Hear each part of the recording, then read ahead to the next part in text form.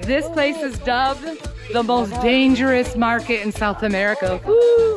Who gave it that name, I wonder? I mean, you can get robbed easily. We're really in the heart of the Cancha. This is arguably the side of the market that the tourists don't make it in. It's a little bit more crowded. Caserita, aquí hay mucho ladrón, ¿o qué?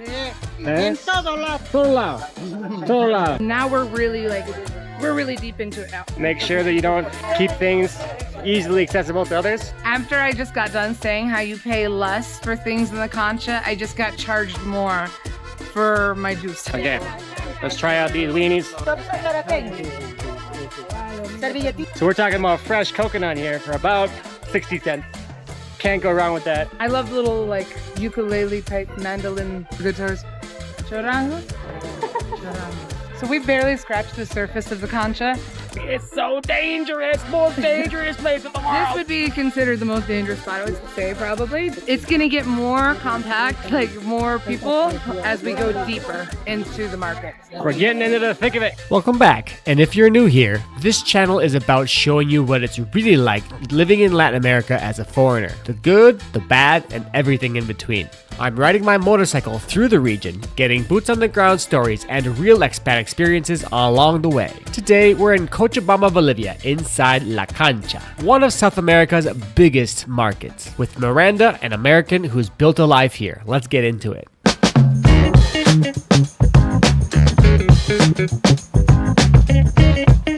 Driving into the Cancha was nothing short of an adventure. We really didn't know where to go and how to get to the parking spot or where there was parking, so we just had to drive in. Oop, missed the turn. Let's go this way. And yeah, looks like lots more stores and people and stalls and where is it? Is it straight ahead?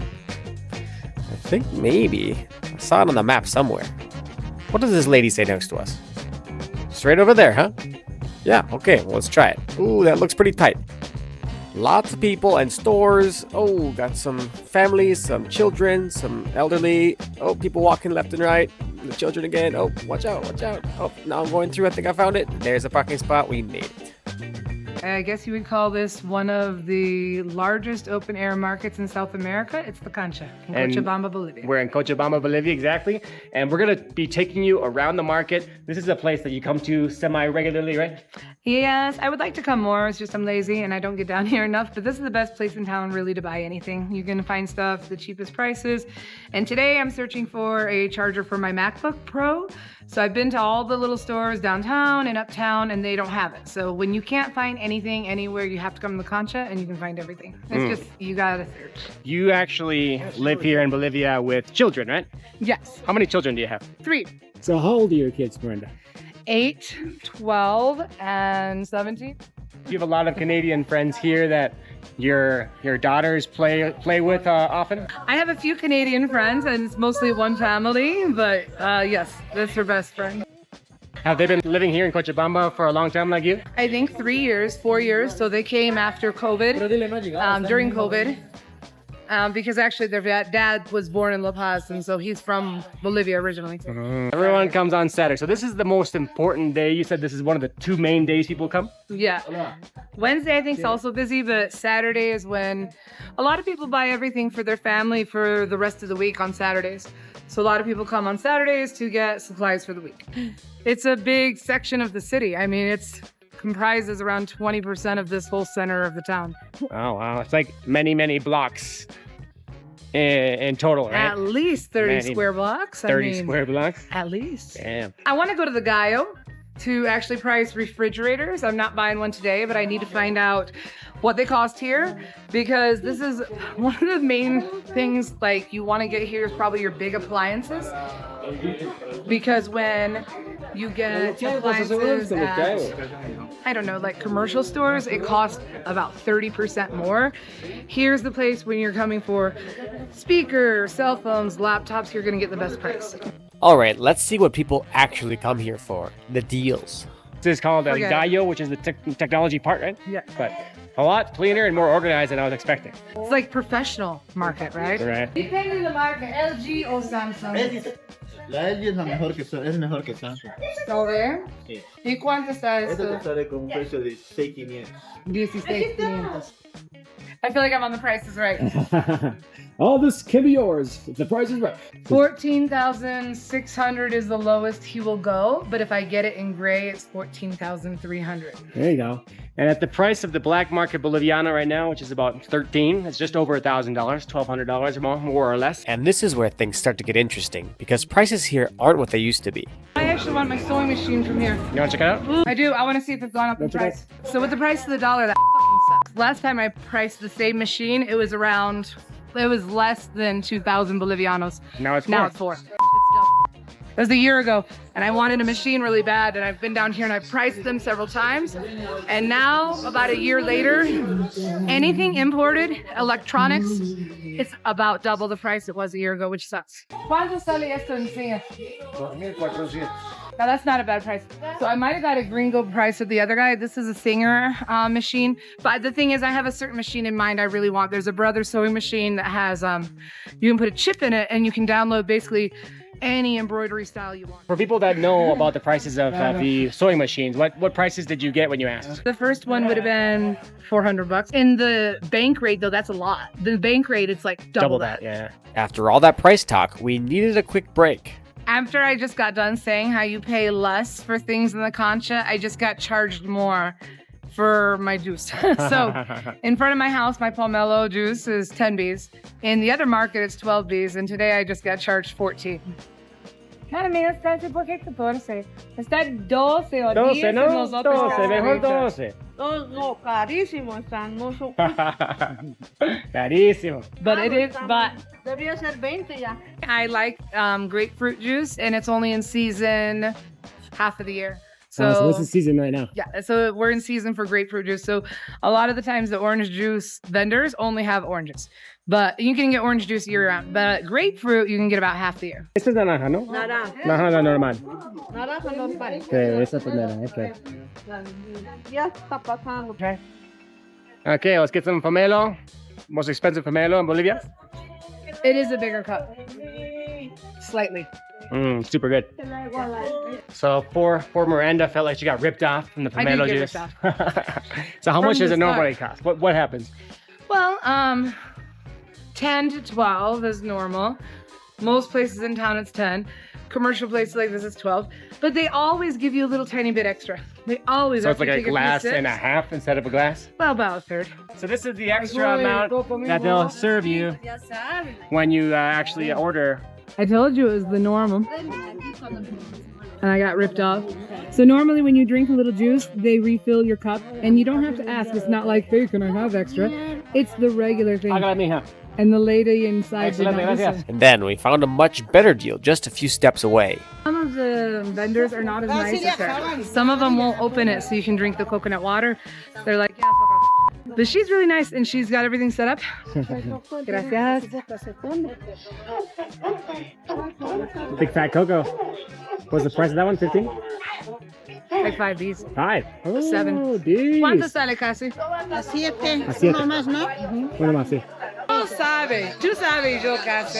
Yo siempre vengo acá. Casarita, aquí hay mucho ladrón, ¿o qué? En todo lado. Todos lados. Todos lados. Salud, Miranda.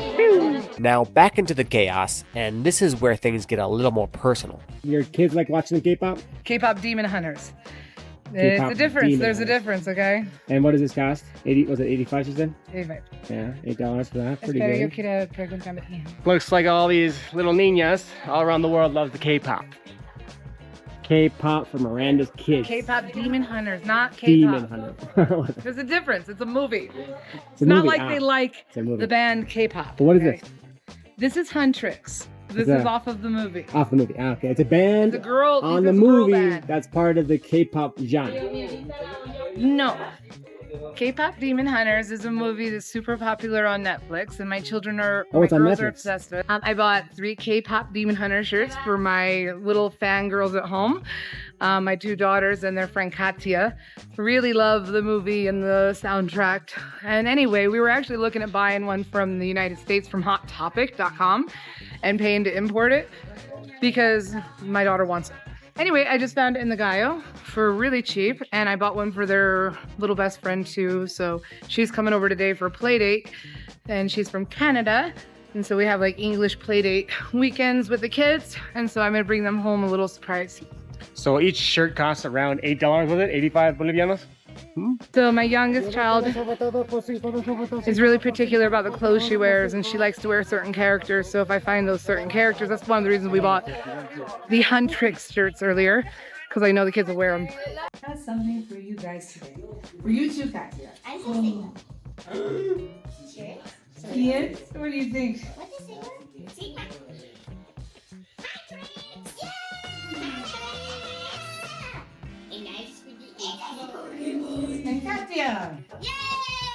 And of course, you can't walk through here without stopping for food. Probalo.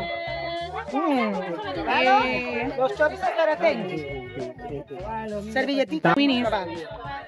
Aquí atrás tengo espacio para que te sientes. Ahí en plato también. Okay, let's try out these weenies.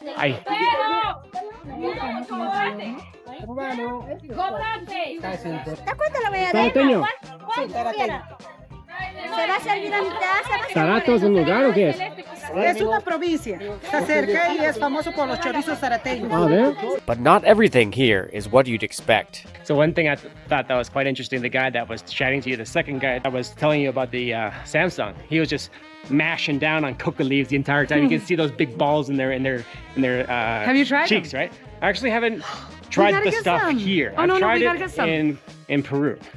Cocoa leaves are nice. Cocoa leaves are nice. I liked them for a while, and then my teeth started turning green Right. because I was getting addicted to them.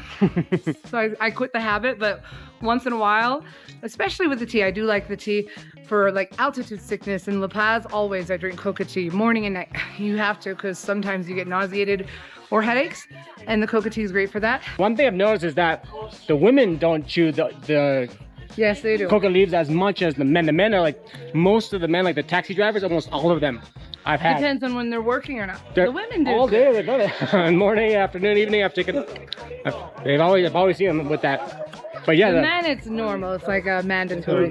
Coca leaves. coca leaves. Legal. Coca is not cocaine. You'll see that everywhere, because it's not. I mean, it's refined into that, but this is the original I material. like how right? you use the word refined. Like it's a Refined, better version. like sugar. I think it would be like chemical reaction. Yeah. So yeah. Refinement just sounds so much It's nicer. so though, doesn't it? elegant. It's the refined. It's the refined version. And then we walked into one of the most intense parts of the market. This part is really interesting. So here's where they bring the fresh slabs of like meat, and it kind of has a bad smell. I will say, if you're an aspiring vegetarian and you want to live a vegetarian lifestyle, just walk through this section of the market a few times and it will help.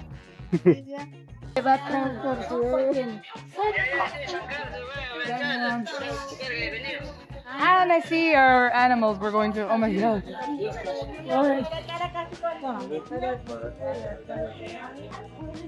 They have a soup here that is bull penis soup. Look at the heads. Yeah, there's the heads. I will say in this section of the market, some people are more cautious about cameras because you can get exotic animals here. They don't want you filming because they're afraid of repercussions. So a lot of the animals here are not legal, and it's not legal the way they house them. After that, we needed something a little less heavy. So here we have a kind of naturista type of section. We have lots of herbs and stuff.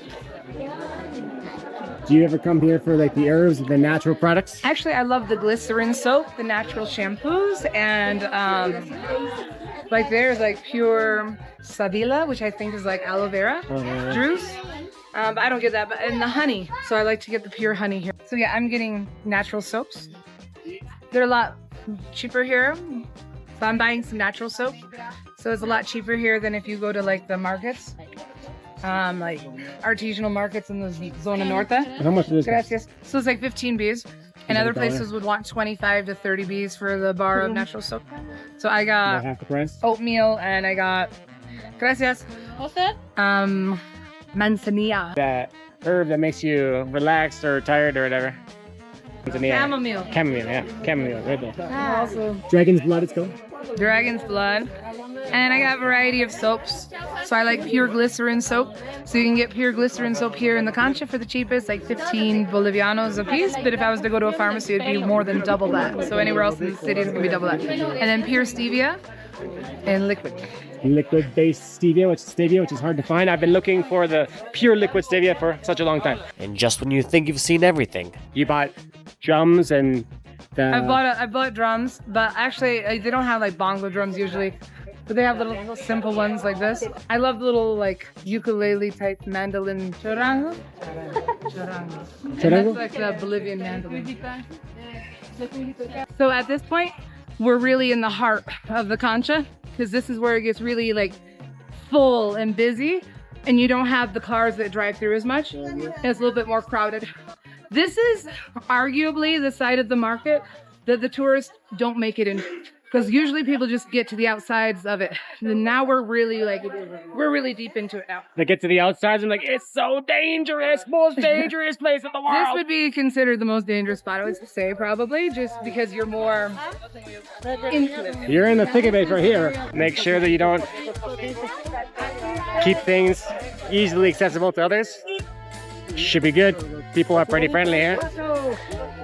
Well, guys, if you enjoyed this walk around the Cancha, if you want to see Miranda's full story of how she moved here and also giving birth in Bolivia, having a child here, you can check that out here.